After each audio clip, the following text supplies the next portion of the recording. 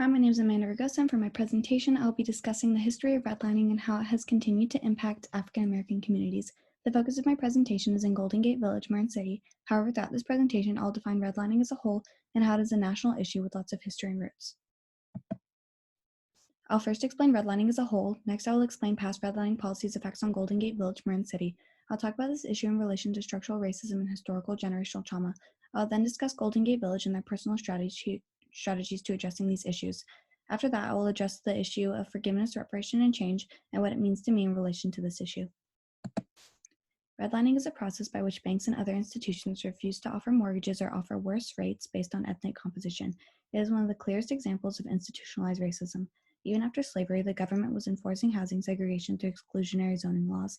These laws and policies are completely racist and iniquitous as they prohibited the sale of homes to certain racial groups. Communities were labeled on maps and were color-coded: green, best; blue, still desirable; yellow, definitely declining; and red, hazardous. Minorities, primarily African American residents, were often the major population in the red zones, and these red areas were labeled as being ineligible for FHA backing due to their undesirable population. After the Supreme Court ruled this law unconstitutional, homeowners replaced them with racially restrictive covenants, which are agreements between property owners to ban the sale of homes to certain racial groups. The Supreme Court did not find these restrictive covenants unconstitutional until 1947. Although the practice as a whole was formally outlawed in 1968 with the passage of the Fair Housing Act, it continues in various forms to this day. To start, I would like to include some information on how redlining began in Marin City and how it became a majority African American community. Within an article from The Guardian, they discuss how originally the tenants in Golden Gate Village moved to the area during World War II, and African American workers were left to take over the businesses in the area that white owners left behind. However, in the early 1960s, the government tore down the wartime residencies. Racist redlining policies kept blacks from moving elsewhere and eventually ended up in housing projects, including Golden Gate Village. Since African Americans were redlined into these communities in the past and during the early 1960s, they've only continued to struggle. Past red and yellow neighborhoods currently lack basic services: healthcare, maintenance, job opportunities, transportation, educational tools, etc. Although redlining policies have been put to an end, many communities are still having difficulty recovering as there have been long-term and invisible effects of redlining on family wealth. Structural racism is a form of oppression where public policies, institutional practices, cultural representations, and other norms work in ways to cause racial inequality. John Powell suggests in his video, Structural Racism, that there is continued segregation because we create associations unconsciously. He explains how neighborhoods and networks organize opportunity and that they predict life outcomes. Structural racism in the U.S. housing system has contributed to persistent racial disparities, and past redlining policies are a part of this. Minorities, especially African Americans, often get segregated within cities, and this causes there to be substantial power gaps in society. For example, one may be forced to live into an impoverished living situation, which causes them to have little to no opportunity to receive an education. Because of this, they will be more at risk for being in poverty still in the future. By segregating African Americans into more impoverished communities in the past and continuing today, we have caused our ability to gain an education to be iniquitous. Structural racism deeply affects the census and causes for African American communities to be undercounted. Individuals in more privileged communities have access to these resources, like computers, which allows them to participate very quickly and through technology. Due to this lack of technology in previously redlined communities, these individuals have less access to options when it comes to reporting for the census. Within the article, The Legacy of Trauma, Tori DeAngelis emphasizes the intergenerational effects of historical and cultural traumas. With historical trauma, each generation seems to learn from the previous one. In general, African Americans in the past have been traumatized through slavery, segregation, etc. Trauma is difficult to forget, and there's ripple effects of previous policies like redlining that have allowed for continued segregation.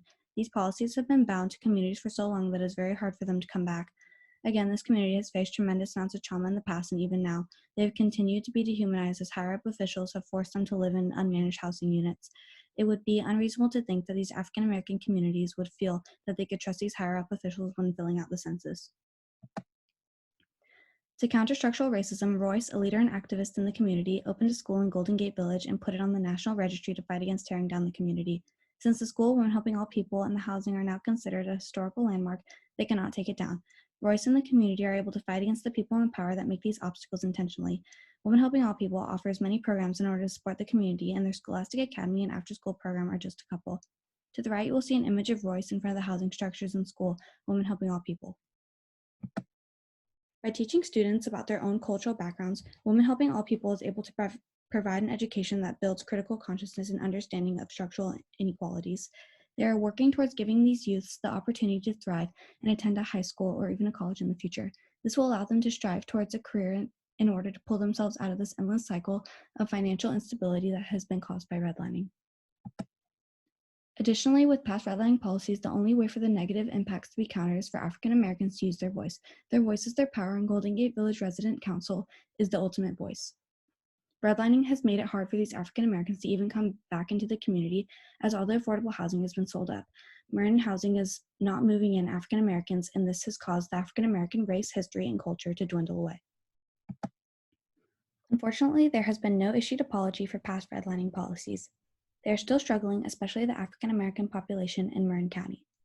Marin Housing is only trying to build more affordable housing and are promoting gentrification by looking to flip properties to make a large profit in working class, lower rent neighborhoods.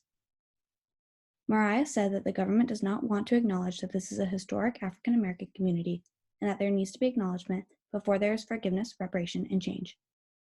In my opinion, it is never too late for an apology. Throughout the article, What Makes a Political Apology Seem Sincere, Elizabeth Hopper suggests that late apologies can still be effective if the offenders show that they feel guilty, remember the event, and understand. Apology will only be effective when the wrongdoer admits to the mistake, like past redlining policies, while then hearing out the community and their requests to rehabilitate. Here's a list of sources used to find research on this topic. Thank you for listening to my presentation.